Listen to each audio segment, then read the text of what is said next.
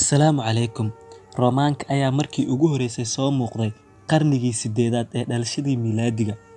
Waxyaabaha khuraafaadkuna waxay tilmaamayaan in aasaaskii boqortooyadani ay gacanta ugu jirtay Romulus iyo walaalkiis Remus. Sidoo kalena, khubarada waxay leeyihiin Romulus iyo walaalkiis Remus waxay ahaayeen laba carruur ku koray nolol adag, waxayna ahaayeen ari-raacyaal, waxayna deganaayeen agagaarka webiga Tiber. Sidaas daraaddeed, waxay ku koreen si adag, waxayna dhiseen magaalada Roma. Kadib, magaalada Roma waxay noqotay meesha ay ka dhalatay boqortooyada Roomaanka. Qodobkani wuxuu ku iftiimin doonaa taariikhda ilbaxnimadii Roomaanka. Taariikhda xadaaradii Roomaanka. Marka laga hadlayo taariikhda ilbaxnimadii Roomaanka, waxaa la oran karaa waa mid ka mid ah ilbaxooyinkii ugu muhiimsanaa ee taariikhda Yurub iyo taariikhda aadanaha guud ahaan. Waxaa la ogyahay taariikhda ilbaxnimadii Roomaanka in ay si buuxda ula wareegtay gacanka Talyaaniga 275 dhalashadii Nabi Ciise ka hor.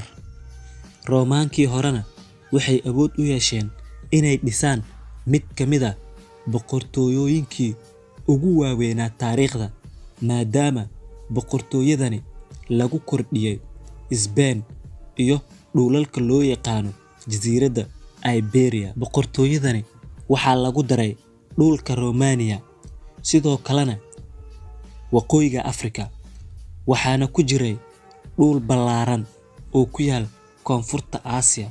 Kadib markii la aasaasay boqortooyada Roomaanka, waxay ku nooleed 2 qarni oo xasilooni ah.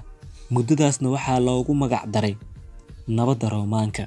Kadibna, boqortooyada Byzantine waxay gaartay ayaduna heerkeedii ugu ballaarnaa intii ay jirtay boqortooyada Trajan, taasoo xukunkeedii jiray intii u dhaxaysay sanadihii 98 dhalashadii Nabi Ciise kadib ilaa 117 dhalashadii Nabi Ciise kadib. Dhibaatadani waxay khatar gelisay jiritaanka boqortooyada Roomaanka oo dhan. Kadibna waxay haddana xasishay mar kale xilligii Urline iyo xukunkii Diocletian. Qarnigii 4aad, Masiixiyaddu way faafisay awoodda Roomaanka. Isla muddadaasna, dadjooga Jarmalka ayaa u dhaqaaqeen dhulalka reer galbeedka ee Roomaanka.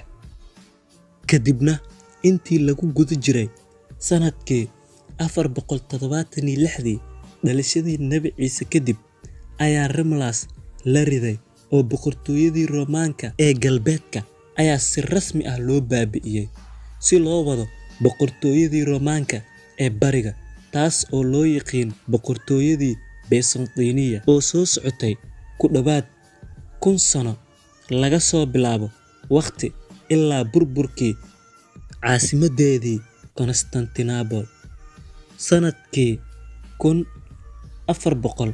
1453 ee miilaadiga oo ay gacanta u gashay Cusmaaniyaddii dhismaha Roomaanka.